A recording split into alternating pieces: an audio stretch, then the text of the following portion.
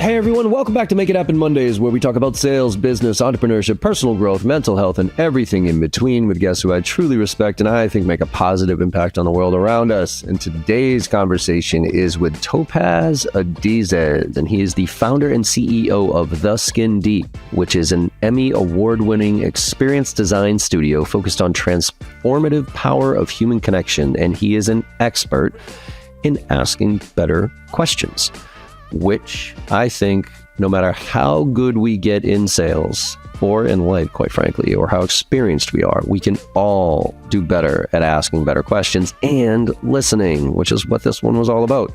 So this was a really interesting conversation about the human experience and how we're losing connection and how we need to get it back, basically, right?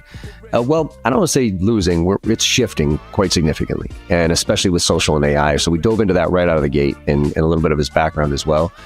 And he's got some cool things that he does with his kids and with his people that he works with about, for instance, like ask me questions to prove that I'm not an AI bot doing this, right? Because we figured out like, hey, this is something that's really dangerous right now, that we're living in a digital world and so are our kids.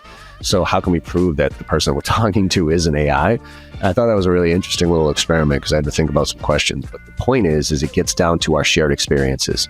Because AI can tell me about my background, my history, and everything. But when you and I get together, you and I have a very unique conversation or experience together. And when I can ask about that, that's not something that AI can figure out. So it was really interesting of weighing how to get down to that. But from there, we talked about what has changed in relationships and building relationships and what hasn't. And I love his whole mentality of like, look, we just all want to be seen, right? And the other thing that hasn't changed is what you practice, you get good at. Now, what has changed is the rate of connection and how fast we're trying to make these relationships, and also that we just aren't practicing the right things anymore. So how do you practice listening? We dove into that. We dove into how to really make sure someone's heard and tied some connections between personal and professional relationships here. And as always, you've probably heard me ask this a million times, which is, can you teach curiosity? And you're going to have to listen to the rest of this one to figure out his answer. So I hope you enjoy this conversation as much as I did. Well, let's make it happen.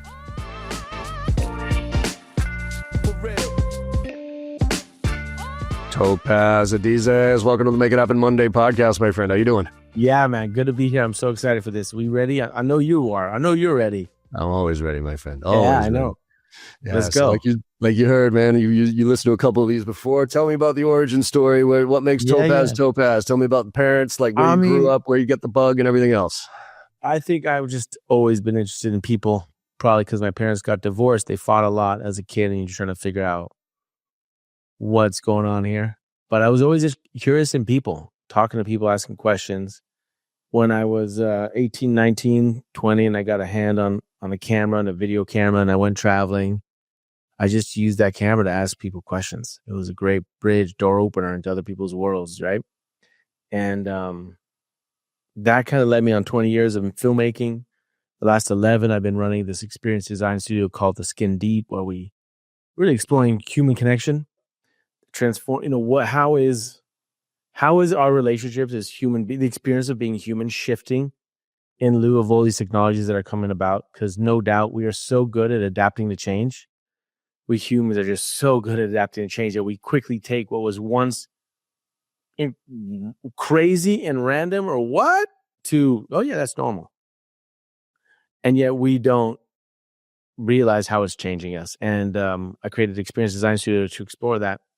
So for the last 11 years, one of our like flagship winning things was this project called The And, where we basically bring two people to a room, film it with 3 cameras, give them a bunch of questions, and we watch what happens. It's a great space for humans to be humans. And basically, that led to a book, that led to all these card games. And basically, it all started because my parents fought a lot as a kid. I was 4 years old. I had a brother who was 15 months younger, and I'm trying to protect him or just kind of make sense of the world. And I was just wondering, like, what's wrong here? Why aren't they connecting? And I think that it kind of led me on that journey. That was a question. That kind of led me. Yeah. Curiosity that led me. Love it, man. So let's I want to dive into a little bit of that, but you said something interesting there, which is, how is human experience shifting? And I'm curious, how are you seeing it shift? Like, especially right now, totally. Because there's one thing about social media, and there's a whole nother thing about AI, and I'm starting to get really concerned because I got a 14-year-old daughter here, man, and I'm starting to really get concerned that the online relationship. So here's kind of my fear, right? Is like the movie Her. Remember the movie Her with Totally. right? Totally. So she's, all these kids grow up in this digital world. Because right now, for instance, you and I are looking at each other, but this is a digital representation of you. This is not you. Mm-hmm. Now, I'm a 49-year-old man here. So I remember relationships, I know what it's like to sit down with somebody and have a cool conversation and network and all that other stuff. But these kids are growing up with this digital representation of the person on their phone. And now AI is getting to the point where I might not even be able to recognize if this is actually you or not. Mm-hmm. And so like, help me understand, like from your perspective, how are you seeing this experience shift, and what are kind of the positives and negatives about it from your perspective? Yeah, I've been thinking a lot about that for the last 11 years, and it was really focused around the internet and technology. But now that AI here, it's just more fuel on the fire. And I think it's really important to ask the questions, to focus on the questions you ask, because to say, is this good or bad, is actually irrelevant. It doesn't matter. It's fucking here. It's like you're in a flood and you're wondering, is the flood good or bad? It doesn't matter. It's flooded. What are you going to do about it? So social media, good, like, what are we doing about it? AI is here. What are we doing about it? I mean, there's a game that I play with my team that I think is funny, is because every week we have like a team meeting where we just connect and wrap up the week. But when we play it, we ask them questions. But there's a new game I created, which is like, all right, ask me a question that proves, like, in the answer I'm going to give you, that I'm not an AI. I like that. Because how do you know? How do you know? How do you know? And if you play that game, what you'll find is that the questions that make sure that ensure the person you're speaking to is not an AI kind of avatar, is asking them about specific moments that you've shared with them that reflect an emotion or a shared memory, that a unique perspective is like kind of through the vehicle of an emotion. Because otherwise, if you go, where was I born? Well, an LLM, a large language model, could find that out. Anyhow, let's go back to what's important. Like, you asked about how it's shifting, and something I think a lot about. Man, where do we even begin? Like, our grandmother used to write, I'm 48. I fell in love. I was in high school. I went to play soccer abroad. So it was summer abroad. I couldn't see her. She was back in the States, and I would write her letters. And I'd write that letter. That ink would bleed from the pen into the paper. I'd leak the envelope. I'd post it, and I'd wait. I'd wait 3 weeks for a response. Nowadays, if you don't get a response from a DM in 3 minutes, you think you're being ghosted. If you don't see that delivery mark, double check on WhatsApp or whatnot. The rate of change is changed so much that I don't think, even though we call it love, even though we call it patience, even though we call it communicating, I don't think it's the same thing. And just simple example, my grandfather, he flicked me on the back of the ear one time. I was talking to a friend on the phone. It was a rotary phone. One of those that you... Oh, yeah, even that, right? You remember that, the sense of patience of we don't even need to know phones anymore. We just say, call Jimmy. Call this, boom, automatic. So I'm sitting on the phone and my grandpa comes, flicks me in the back of the ear, and I go, "Oh, what are you doing?" He goes, "What are you doing? What are you doing?" I'm like, "I'm talking to my friend." He goes, "You don't use the phone to talk to your friend. Use the phone to make an appointment to talk to your friend in the park. You talk to your friend in the park when you're sitting next to him, not on the phone." And God knows how much it's changed now, but we're not so aware of it. That's what I'm trying to bring to the foreground, is being conscientious of the changes so that you utilize technology to facilitate the emotional experience you want to have as a human being in this life that you have. Yeah, it's, I said that exact thing to my daughter, right? So my wife's like trying to prevent her. I go, look, we're not going to prevent her from using this stuff. So I told her, I go, first of all, we just have to instill confidence and that type of thing, because that's the big battle against all of it. But I told my daughter, I go, look, I don't mind if you use social, just use social. Don't let it use you. And that's the key. It's like all these kids are reacting to whatever it is, and they're letting the algorithms dictate where they go. I go, no. If we give you Instagram, we are going to go on and we are going to force feed your feed with positive stuff, with positive affirmation things, with educate, because otherwise you're just a victim to the algorithm and they're going to dictate wherever you go. But if you think about it and you leverage it to build relationships, to really, then it can be an absolute superpower. Well, let's talk about the superpower, which is amazing. I mean, if you think about the people you would meet before the internet came out, or like the love that you'd find, the business partners you'd find, it was predicated on physical proximity. You met them at church, at work, the supermarket, your friend's party. Okay. Now you can actually go out and find people that relate to similar interests to you that have nothing to do with physical proximity. That's no longer the basis of connection. What the basic connection now is interest and passion. And you could find some guy in China who has the same passions for remote control airplanes as you do, and you have this incredible. You can cultivate that. That's an amazing superpower. We're no longer physically proximate, right?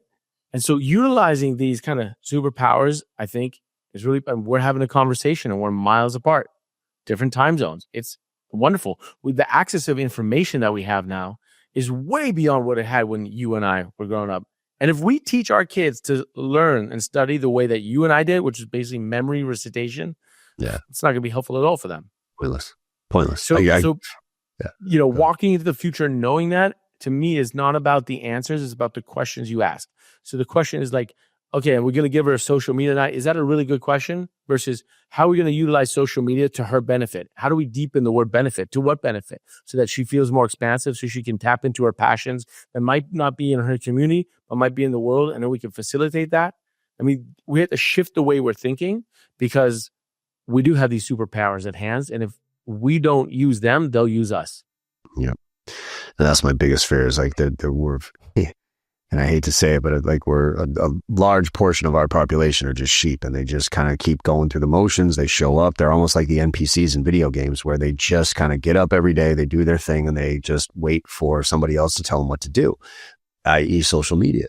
Whereas the ones who have, I'm call it unplugged from the matrix, if you will, but like the ones who are just like, you know what? Great. I'm going to learn this shit so I can learn. I tell everybody, you got to learn the game before you break the rules of the game. You got to learn the rules of the game so that you can break the rules of the game. But you got to learn them first. And my question, I guess, for you is, are the rules changing? Like, fundamentals, for instance, right? When it comes to human connection and those type of things, there's some deep psychological things that do not change about us as human beings. But what are you seeing as changing right now as kind of the core? I'm curious from your perspective because I don't know the answer to this question. I'm searching for it. What do you mean when you say core? Like, I'll use like a core of human interaction, core of relationships, right? To your point, like it was proximity. So I was at the church and versus now I hit you up online. It's a 30 minutes, a swipe left. So are my relationship development skills, if you will, which were what they were 20 years ago when I first, 30 years ago when I got into business, and how we develop relationships and build relationships, are the fundamentals still there or have they shifted? Yeah, great question. So there are things that have not changed, such as we all want to be seen. In my opinion, we all want to be seen. For me, watching over 1,200 pairs of all kinds of relationships in 10 countries for the last 11 years sit down and face each other and ask each other questions. People still want to be seen. They want to, we call it connection. We call it love. It's you want to show yourself and be seen. And there's things that you need to do in order to make that happen, creating a safe space, albeit uncomfortable, ask for constructive questions. But fundamentally, when I'm sitting there watching we have a production. I'm sitting there, my team and I are sitting there all day long, literally watching like 7 therapy sessions. 7 pairs sit there talking to each other. And we don't do anything. We just sit there. We're recording, make sure the cameras are running, and the space is there. We're really good at letting humans be humans. It's a privilege. It's an honor. How many people get to do that? Even therapists who get to do that, they're asking questions. They're like guiding. They're part of it. In my world, what we do, no, we just place the questions and watch what happens. And we do that for hours at a time. And I'm watching that for years. And it's an honor privilege because I'm seeing the vulnerability of people. And what I've learned is that hearts are made to love. The heart is made to love. And I just see it as just people The heart is trying to find its way through the maze of your own shame and trauma and scar tissue, emotional scar tissue of what you've gone through, to then reach out outside of your own kind of internal patterns and challenges, to then into culture and society, which has its own rules of stigmas and what it is, to just reach and connect with another yearning heart. And it wants to be seen and it wants to see. And that's when we feel connection. And we all are yearning for that connection. That has not changed, right? What has changed is the rate of which we are communicating, how fast we're communicating. And I'll tell you what hasn't changed, the rule that what you practice, you get good at. What has changed is the things we're practicing. Maybe in the past, you'd sit in the park, like my grandfather used to say, and you'd listen. So you practice sitting there listening. When I spent time with the cowboys in Colorado, with the ranchers there, they would have conversations, and then after some moment, they just stop, and there would literally be about 90 seconds or 2 minutes of silence. And me, who had been living in New York for so long, I thought that silence was my cue to get the fuck out. They were like, get out, leave. We're done talking.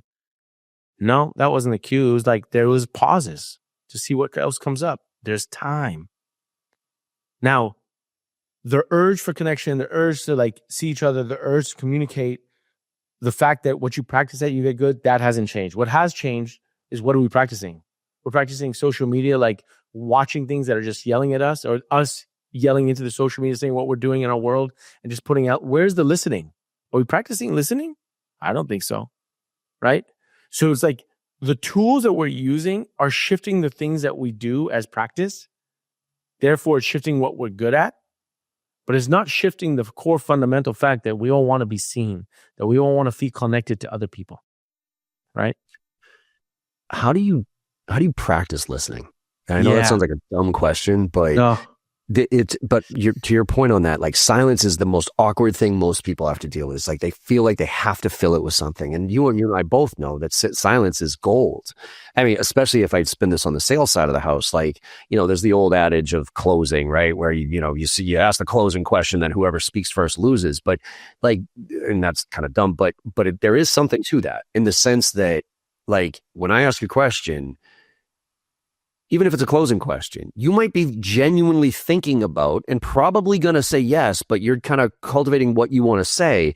And if I jump on that because I'm uncomfortable with that silence, I might derail your thought process. And all of a sudden you might be like, wait a minute, maybe I don't want to do this. So it's actually in your best interest to shut the fuck up when it comes to asking a question and listen. But I don't know how to tell people how to practice that. Man, that's great. So I think there's two things that we should just distinguish between in a client sales relationship where you're, offering services or products to people. It's a different kind of listening than if you're with a relationship of someone and it's kind of more on the personal reflection of life as a friend, as an intimate partner, as a family member. In the workspace, what I recommend is playing it back to the person. And what I mean by that is, because how many times does this happen? And definitely happens when you're being sold, at least when I'm getting sold to, is that I'm saying something and they cut me off and they're like, yeah, it's kind of like this, da. And in my mind, it's absolutely not like that, right?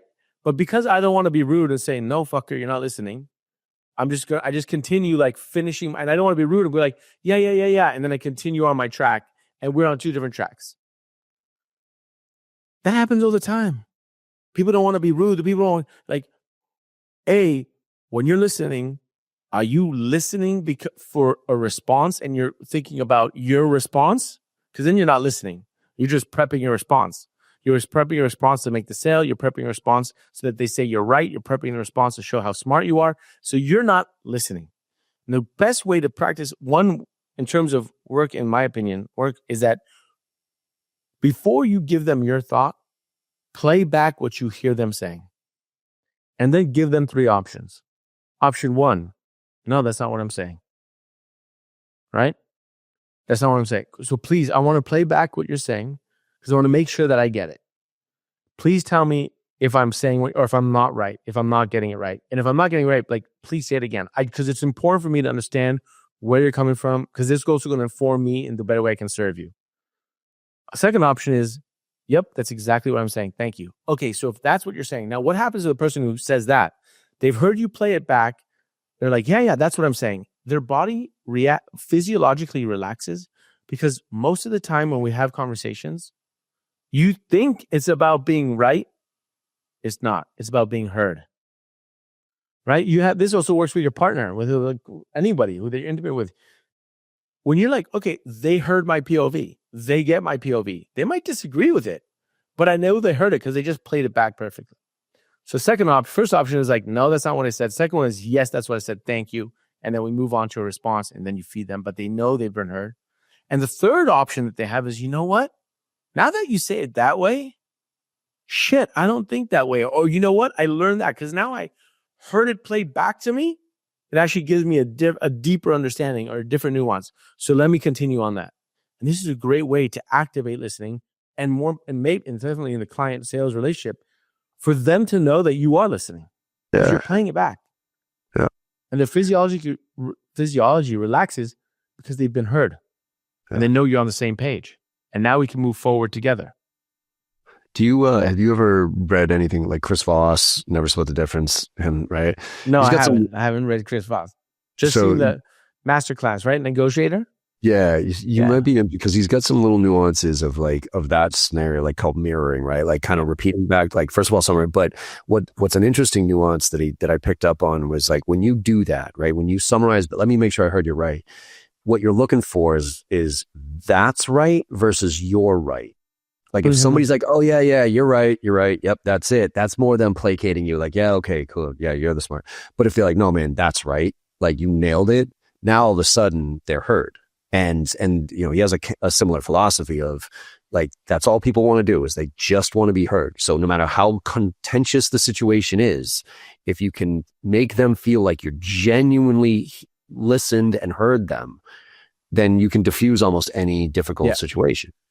And one thing, I agree with that. And I think one also thing to be aware of is we do that now. And some people go, I hear you. And then they move on to their response. Yeah. And that also can piss people off because they're like, you're just saying you hear me, but you didn't hear me. Actually, you have to play it back. You got to play it back. Like, I hear what you're saying. What I'm hearing you say is this. They did hear me. And they've taken the time to play it back. How do you sorry, go ahead. I think that's in the realm of the workspace. I think creative listening, I call creative listening. I got it from a very good friend of mine who's brilliant, Richard Tripp. But I think that's a good way of practicing because maybe the first time you play it back and you've created, they're like, no, that's not what I'm saying. And they're like, okay, let me hone in on this. Because be aware, when you're hearing conversation, you're really hearing your own thoughts of the response instead of actually taking them in. Yep. Can you teach curiosity? Good question, man. That's something that's come up a lot because I don't think you can teach curiosity, but I think we're curious about many different things. So I'm curious about people. Yep. But you might be curious about the psyche of people. Right. In terms of, you might be curious about sports. You might be curious about wine. You might be curious about cooking. I couldn't care less about cooking. Right? I mean, I do, but not really. Let's be like, it's like, how do you find what people are curious about? And what are you curious about? And clearly, if you're in the sales profession, you must be some level curious about people, people's psyche, because you're a people person, a relationship. You're building relationships of which you are offering immense service to, that you're offering them to help them, right? And I think you have to be curious about problems. You know what I mean? Like, tell me about that problem. Like, there's you and me relationship wise, but I'm like, from a sales standpoint, I'm trying to figure out what is this real problem here, right? And maybe you don't have to be curious about both, right? Like maybe you're a great salesman because you're really curious about problems, and you don't actually care about. Maybe that can work. I just think it's like, don't fake the curiosity because people feel it, and on the flip side, they also feel the curiosity. When you're curious and you're asking from that place of curiosity, they feel it, and they're like, okay, let me feed that. They feel it and they want to feed it. So don't fake the curiosity. Find your curiosity and cultivate that space, the questions that come from that space. Love it.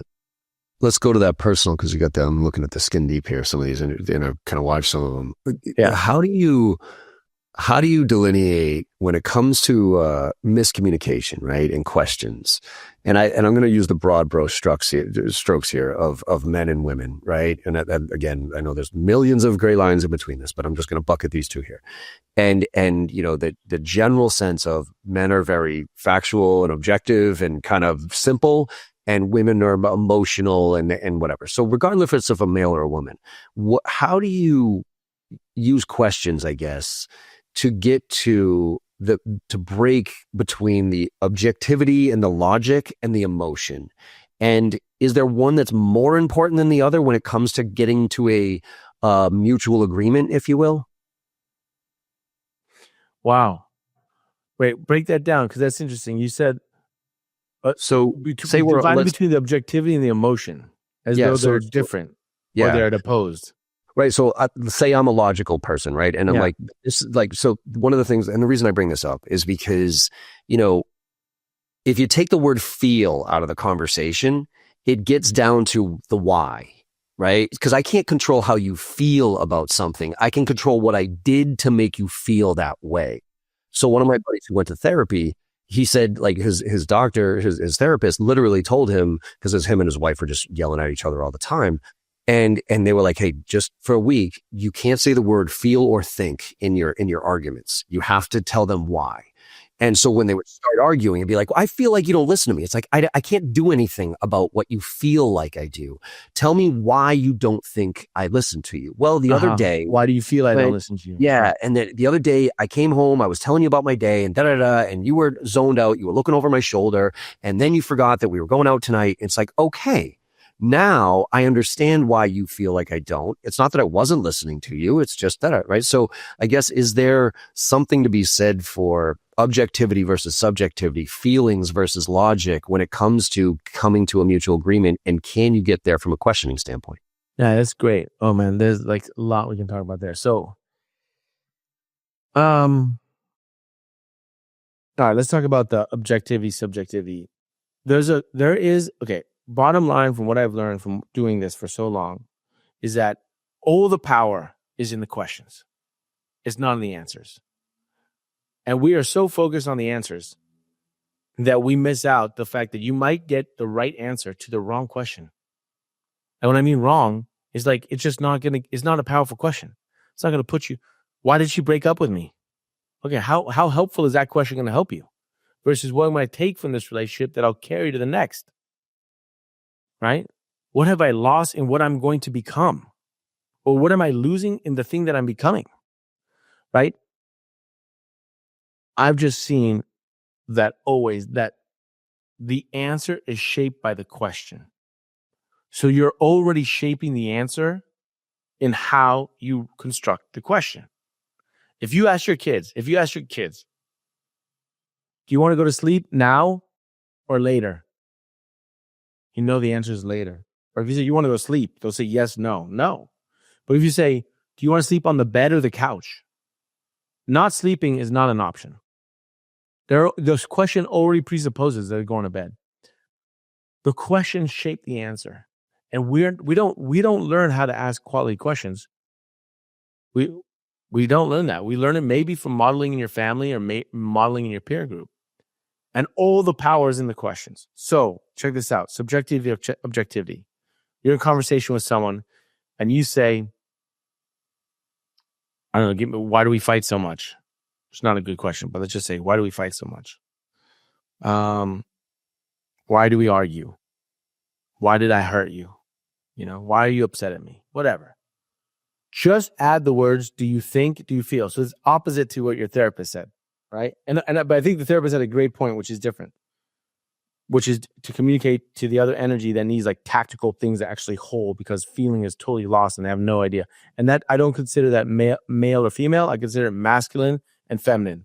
So I take it away from the gender, just make it like an energy, because, we have a lot of LGBTQ couples and they might be both gendered female, but there's definitely a masculine energy in the room and it answers differently than the feminine energy. So, but in that case, if you add the words, why do you feel? Or why do you think that we fight so much or that we have a big conflict or whatever? By making that, you're making them give you a response that is subjective,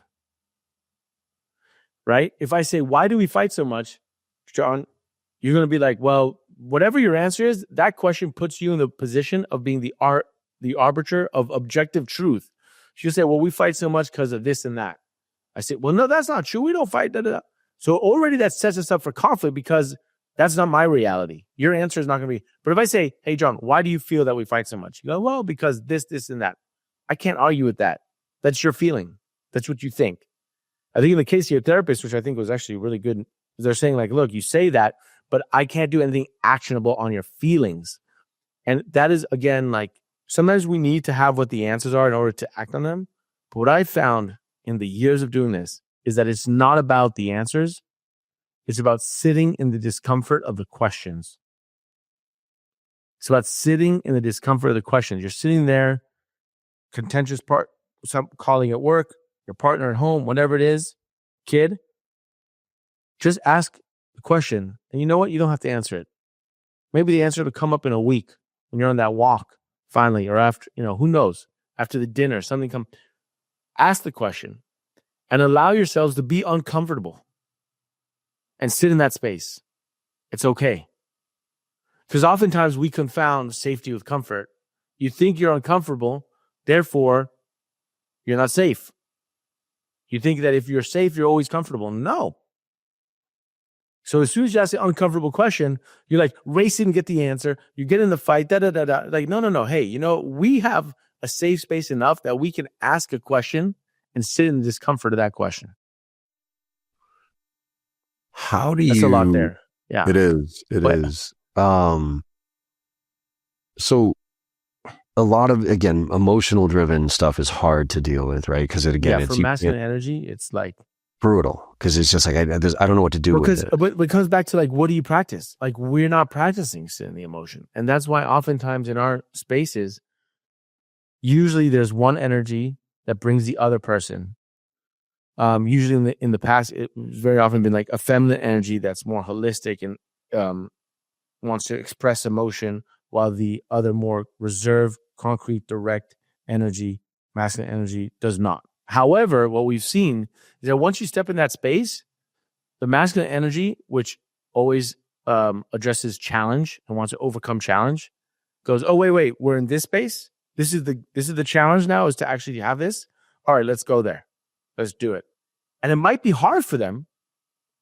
And that's why it's important for us, again, like ask a hard question and you're trying to search for that feeling and you don't really know. I mean, I remember going to therapy in my 20s and she goes, how do you feel? I go, I don't even know what you're talking about. And she gave me a list of like 50 feelings. She's like, choose one. I'm like, what?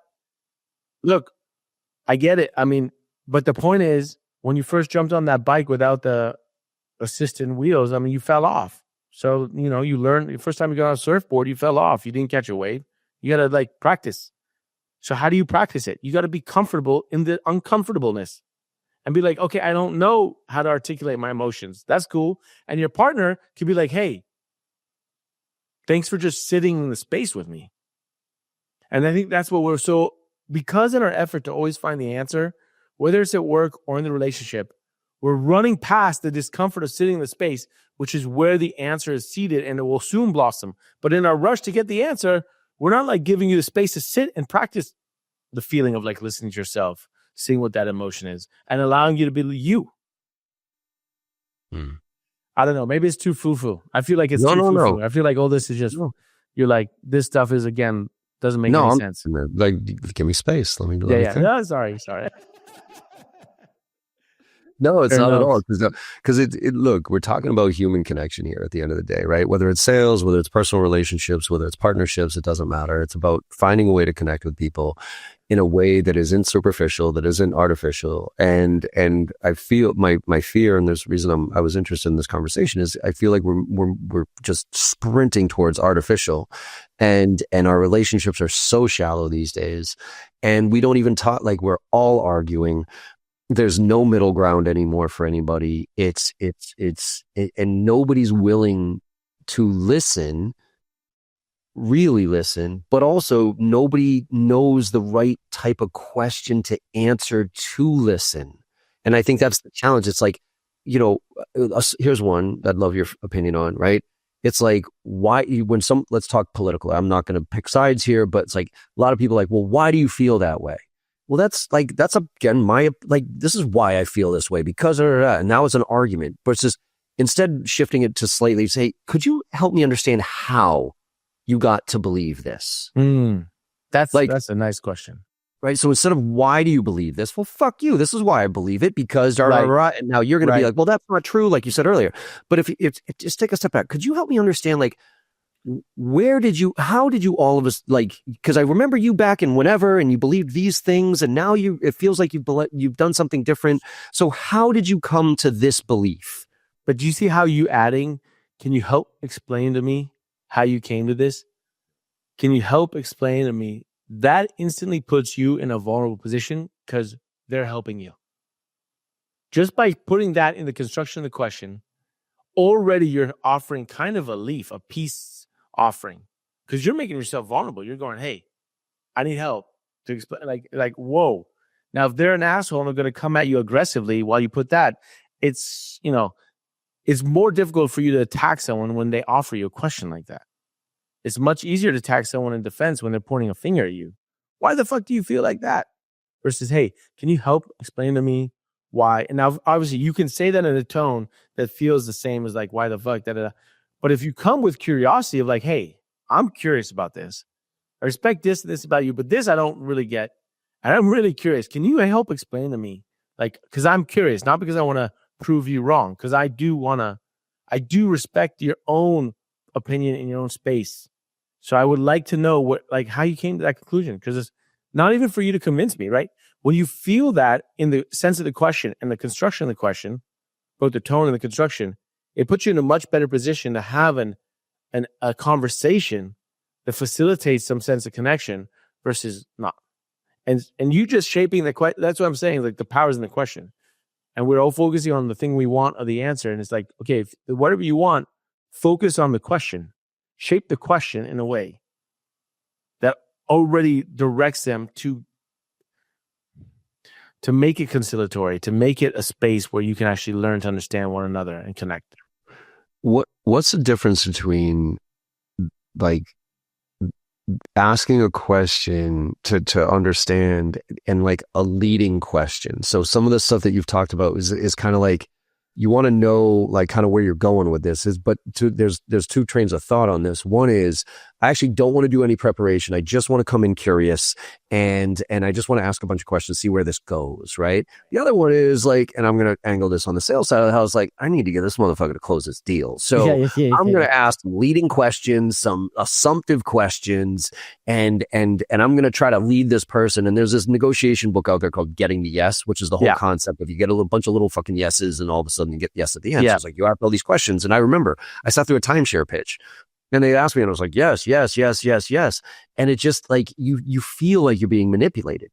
Right. And so there's one thing about like seeing where you want to go versus just being, what's the balance here? And I guess I know it's situational based, but yeah, look, I don't know. I mean, I'm not well established in the space of making the sale and understand that language. I'm just established in the space of my experience of having conversations where people can connect and understand each other in a way that they hadn't before. And what I tell people is what's imperative about, in order to do that, you need to create the space and ask well-constructed questions. What I hear you saying is, what's imperative about creating the space is that you articulate your intention, not your agenda. The agenda is where you end up. Okay. And people can feel that. So in a sales thing, you want to articulate your intention, which is where you're beginning, but not your agenda, which is where you're ending up. And oftentimes when people are sold to, they can feel the agenda. When your partner comes to you and says, why'd you leave the toilet seat up? Or why didn't you clean the dishes? Or why didn't you do this? You're not really listening to the question. You can feel the agenda behind it, which is like, oh, I fucked up. I better like find my way out of this.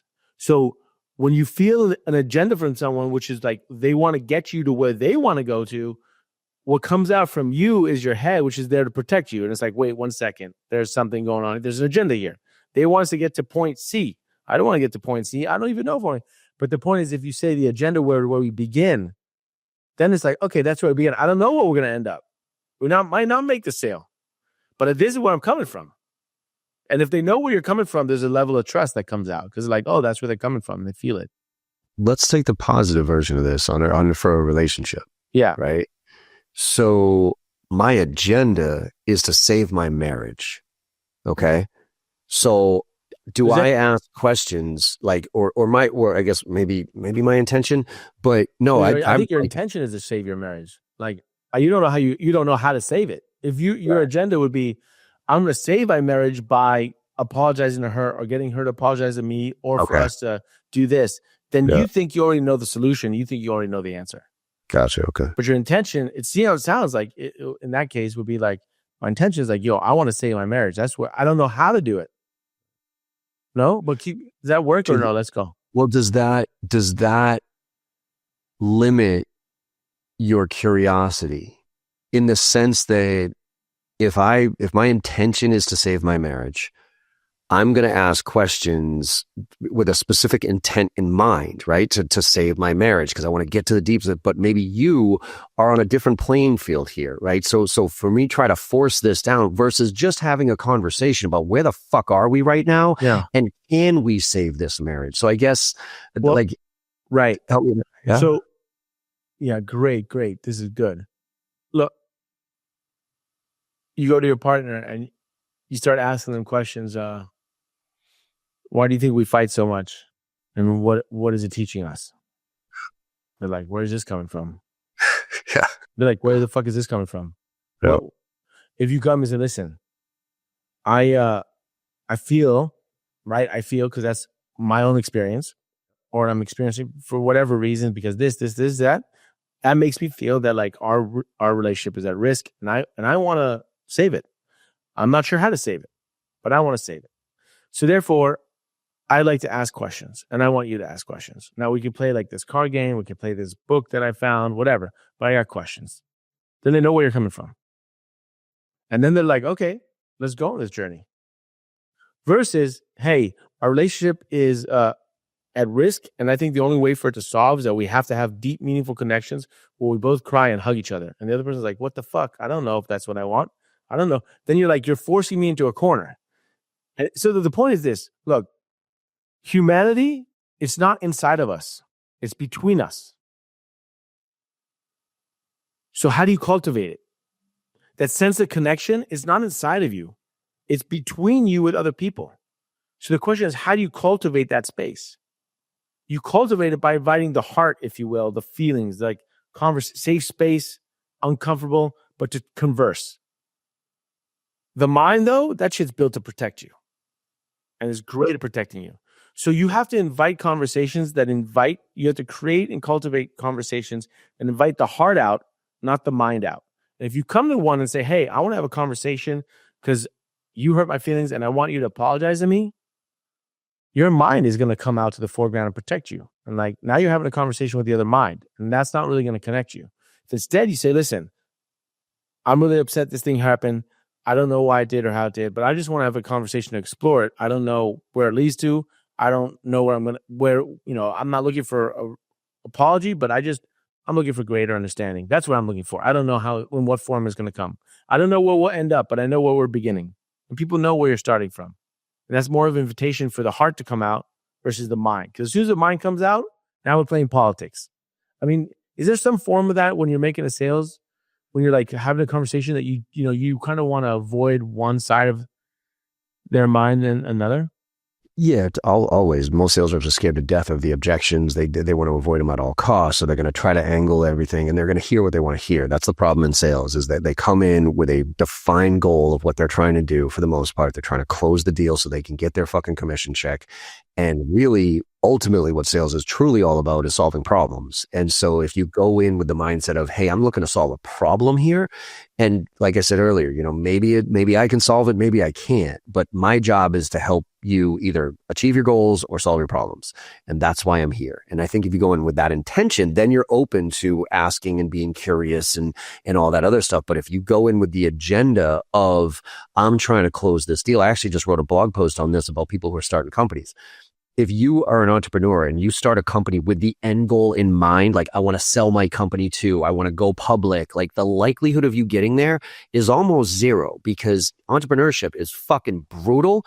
And if you don't absolutely love what you do and aren't passionate about the problem you're solving, the outcome is never going you're never going to reach it. So you start with the right intent to, I'm trying to solve this problem. And then you might go IPO, then you might sell. So I think that's the challenge at most sales reps. It's like, obviously the goal is to hit our quota, to hit, right now at the end of the year, it's just like, holy shit, the amount of quote unquote non-listening and closing that's happening right now is brutal.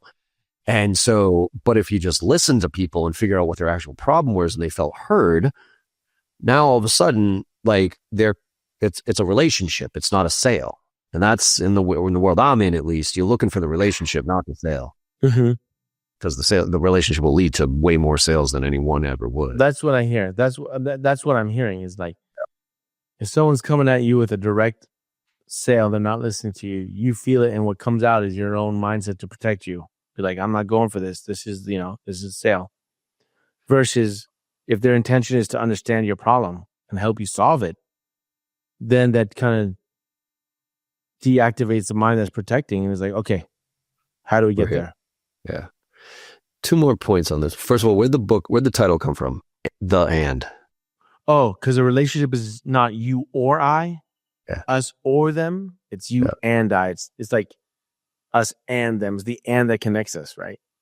I thought it was like the opposite of the but, right? Like, yes, but, right? It's like you don't listen to anything like that. So yeah, and versus the but. Yeah, all right, cool.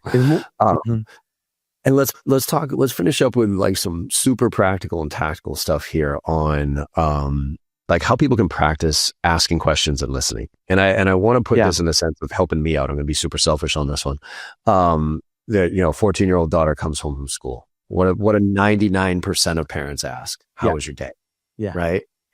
It's a terrible question. Fine, whatever. Yeah, I know. So what can you do? Like, let's talk about like maybe a friend version of this or like a partner version of like when you come home at the end of the day, like what's a question that would facilitate a much deeper understanding and answer, if you will. Man, I'm working on that. For kid. For what? For a kid, like for my 14-year-old daughter, like what's the question I should ask her that'll facilitate a conversation? And then for my like wife or partner or whoever else, like what are 2 or 3 things that people listening to this podcast could come off and say, you know what, when my wife comes home, when my partner comes home, instead of me doing the drone, like how was your day and that type of shit, and she drones through or he drones through her thing, I want to ask a more meaningful question that gets to like something interesting. So look, I mean, okay, first of all, the kid thing, my kid's 4. I get the same thing. He's 4. I'm like, his friends get in the car. I ask them, they give me a whole hour long. My kid, he's like, nah, I forgot. I mean, it's just personality. But like, I know that, and I don't have an answer for that, per se. Like, the direct question. But for the partners, I do. And also, like, look, this is what we miss, man. You got to create the space. You got to create the space. Because look, you don't I love this line. It's like, look, you don't cook in the bedroom and you don't sleep in the kitchen. You do certain things in certain places. Are you creating this space where like, yo, this is what we do? I'm trying to get my son to watch the sunset with me every day on the kind of like outdoor on the chair. I'm trying to make that thing, see if that lasts. Definitely with my wife. Everyone says like, hey, respect the date night, have a date night. It's about creating the space, but then what do you do in that space? That's where you need well-constructed questions, right? And so one thing, like what I've heard, I have another friend who's got a 16-year-old daughter, and I was talking to him, and he goes, it's crazy. She comes home and I say, how was your day? Nothing. Then it's like 11:30 at night, and she hasn't quite gone to bed yet, and I'm sitting there having like whatever, a cup of tea before I go to bed, and she comes to have a cookie and milk, and she just opens up, and I don't go to bed till 1. Sometimes you got to wait for the space to show up, or you create the space without feeling it like an agenda, just an intention. Like, hey, this is our space every Saturday morning. We'll go for a walk and we get like a bagel and cream cheese. We don't have to talk about shit if we don't want to, but the space is there and it's there every Saturday. Or once a year for Thanksgiving, the family gets together. We know that's, But like, why do we have those? Because we create the spaces, and hopefully in the spaces, those things happen. I mean, fireplaces. Why do you have great convos around fireplaces? Because there's nothing else to look at. And the fire, like, it's like it's original TV, And so can you create the space? Now, creating the space means you put the intention, but you don't know what's going to happen in it. You got to be cool with that. You got to, my dad's always creating the space where it's like, we got to connect. And everyone's like, fuck that. Like, you can't force me to, I don't want to step into that. So you got to create the space, and you got to, why? Because look, it's much easier to open a gift than respond to a finger that's pointing at you. Here's a space. It's a gift. There's no agenda. There's just an intention. What comes up, comes up. If it doesn't come up now, maybe it'll come up next week. That way people don't feel forced. They got to feel like an opportunity to step in instead of like responding to being pushed against the wall. So create the space, whatever that means. That's why road trips are great. What happens on road trips? You're in the car for 4 or 5 hours. By the third hour, you're done listening to a podcast, audiobook, or the music, and you're like, maybe the family's asleep, and then the conversation comes up because there's nowhere to go when you're there. So see how you can create the space with your daughter and be patient. And then in terms of constructing questions, here's a question. I'll just give you one because there's 5 things that make really quality questions. But here's like a really good one is make the question connective. What I mean by connective is that it acknowledges the person you're speaking to. It acknowledges the people in the conversation. So if I ask you, John, what scares you the most? And your wife says, John, what scares you the most? And your daughter says, what scares you the most? You're going to give the same answer. Snakes. I fucking hate snakes. Okay. But if we change the question and make it connected, which is like, hey, John, what do you think scares us both the most? What do you think scares us both the most? You cannot answer that question the same way with me, with your wife, or with your daughter. It's different, right? So tweak the question to make it connective. Like, hey, what do you think I misunderstand about you? And why do you think I do? Okay, that's like, whoever you ask that to is going to give you a different answer because you have a different relationship. So by making the questions connective, which basically means you're acknowledging the person you're talking to, and that makes it a unique moment, that helps a lot because you're asking a different question. Don't ask the same question. If you ask the same question, you get the same answer. How you doing? Fine. How's the weather? Great. Bad. Create different questions. Yeah. Actually, I've been practicing this with my daughter, so I'm like easing her into getting open. First of all, it's just respecting the space, right? Like I've stopped pushing to ask her, and I just let her. We have dinner. She comes. Whether she talks or not, she can't have the phone at the table. But whether she talks or not, I'm not going to force her, right? And usually she'll open up at a certain point. But what I've started to kind of do to get something going is instead of how was your day, which is just a terrible question to ask a kid, is what was your favorite part of today? There you go. What was your favorite? What was the hardest thing about today? What did you learn that surprised you? What shocked you? Yeah. I'm going to send you the kids edition. Okay. We have a kids edition, which works great with, and the reason is like, so you have a box and like, look, you go to your daughter, you go, hey, I just had this interview podcast with this guy and he sent me this thing and there's a game and like, let's try it. By saying that, it creates a space. Now you pull out a random question. She's not wondering why you're asking that question. She knows.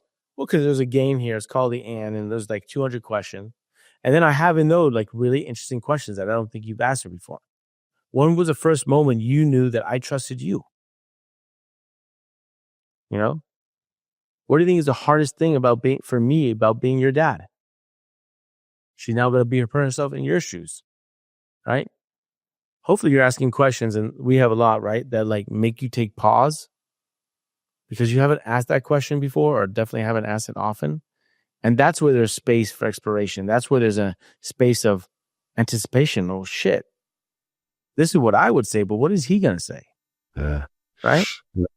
I always tell people like what I look for in interviews like this or interviews with clients is to ask the question in a way that they genuinely say that was a good question. But when they say that was a good question, they pause and they think about the fucking answer before they do it. Because otherwise, if they just say that's a good question, then immediately answer. It's not a good question. They're just trying to make you feel good.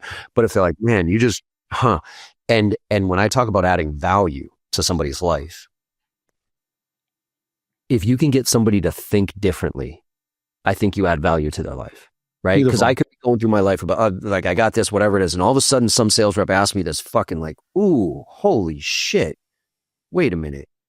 I haven't, And all of a sudden, my brain starts unraveling here about, wait a minute, I might be missing something here. Regardless of what that kid's selling me, like, you just added value to my life because you got me to think a little bit differently than I was. And if you can get that, you win. In my experience, you tend to win, right? Beautiful. So beautiful. Love it, man.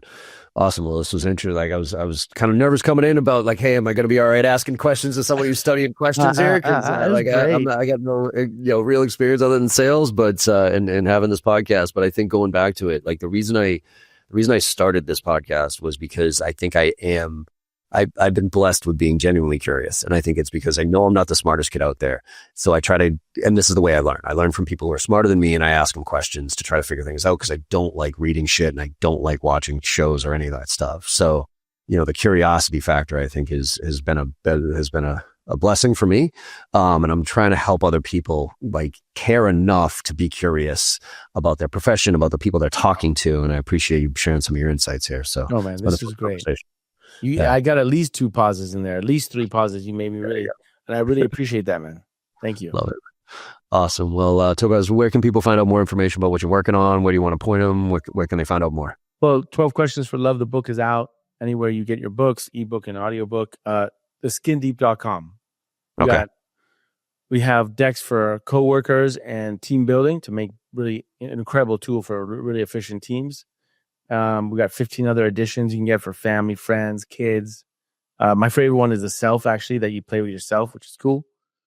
But that's all, theskindeep.com. And then follow us on social media as The Skin Deep. Anywhere you get your social media, The Skin Deep. I'm looking at your YouTube channel here. It's The Skin Deep, right? Yeah. Yep. There it is. Very cool, my friend. Well, appreciate you coming on, man. It's been a fun conversation. Absolutely, brother. Thank you. And everybody else, hopefully enjoy the conversation as much as I do. Go home and practice some questions with your significant others or your kids or anybody. Because, like I always say, the number one thing we could all get better at, I don't care how experienced you are, is asking better questions. And then, like I say, at the end of all these podcasts, go out there and make somebody smile today. Because no matter how bad your day is going or how bad you think it went, you make somebody smile today, you know you had a good day, and the world needs a lot more of that right now. So thank you all very much, and I will see you on the other side. Hey everyone, I hope you enjoyed that conversation as much as I did. With your support and our incredible guests, we're one of the top sales podcasts out there right now, and I can't thank you enough. Now, to keep the momentum going, it would mean the world to me if you could go and leave a 5-star review on your favorite podcast platform and share some of your favorite episodes with your network. Also, I am super excited to be launching my new newsletter, where I'll be sharing everything I know and everything I'm learning along the way while I'm out there selling every day just like you. Go to jbarrows.com/newsletter to sign up today. Let's all level up and make this happen together.